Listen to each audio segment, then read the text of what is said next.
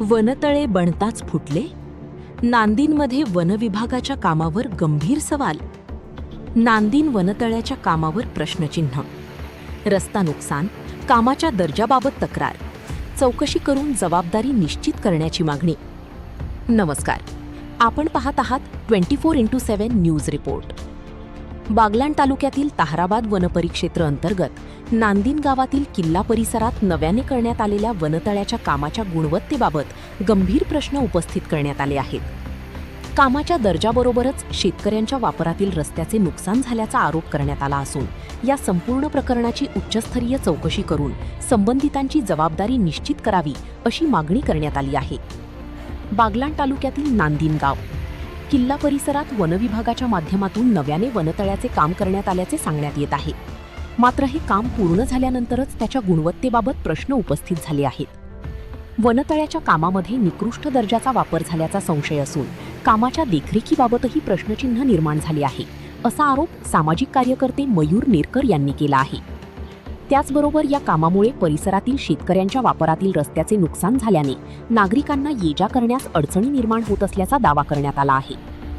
विशेष म्हणजे ज्या वर्षी वनतळ्याची निर्मिती करण्यात आली त्याच कालावधीत त्याच्या बांधकामाच्या मजबूतीबाबत प्रश्न निर्माण झाल्याचा आरोप करण्यात आला आहे. त्यामुळे शासनाच्या निधीतून करण्यात येणाऱ्या विकास कामांची गुणवत्ता, तांत्रिक तपासणी आणि प्रत्यक्ष देखरेख यंत्रणा याबाबत प्रश्न उपस्थित होत आहेत. या प्रकरणी माहिती अधिकार कार्यकर्ता महासंघ महाराष्ट्र राज्याचे प्रचार संघटक तथा बागलाण तालुका अध्यक्ष, रयत क्रांती शेतकरी संघटना आणि सामाजिक कार्यकर्ते मयूर नेरकर यांनी संबंधित कामाची सखोल चौकशी करण्याची मागणी केली आहे. संबंधित अधिकारी, कर्मचारी आणि ठेकेदार यांच्या भूमिकेची चौकशी करून दोष आढळल्यास नियमानुसार कारवाई करण्यात यावी अशी त्यांची मागणी आहे. तसेच शेतकऱ्यांच्या रस्त्याचे झालेले नुकसान भरून देण्याची मागणीही करण्यात आली आहे. या संपूर्ण प्रकरणात केवळ तक्रारीपुरते मर्यादित न राहता कामाची प्रशासकीय व तांत्रिक तपासणी करावी, प्रत्यक्ष स्थळ पाहणी करावी, कामाच्या दर्जाची पडताळणी करावी आणि अनियमितता आढळल्यास संबंधितांची जबाबदारी निश्चित करावी अशी मागणी करण्यात आली आहे.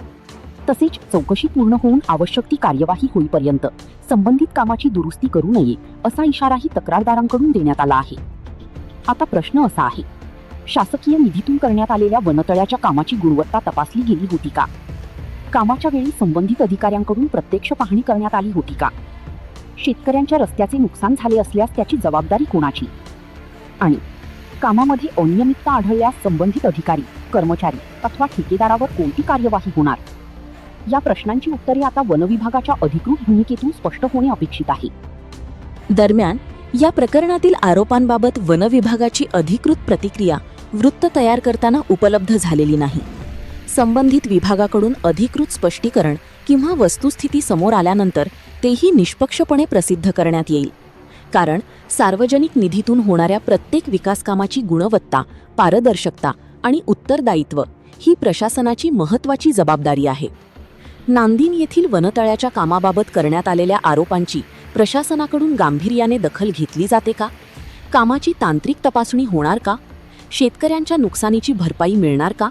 आणि दोष आढळल्यास संबंधितांवर कारवाई होणार का? याकडे आता बागलाण तालुक्यातील नागरिकांचे लक्ष लागले आहे. अधिकृत चौकशी किंवा प्रशासनाचा निर्णय समोर आल्यानंतर त्याची माहिती आम्ही आपल्यापर्यंत पोहोचवू. आपण पाहत आहात 24x7 न्यूज रिपोर्ट.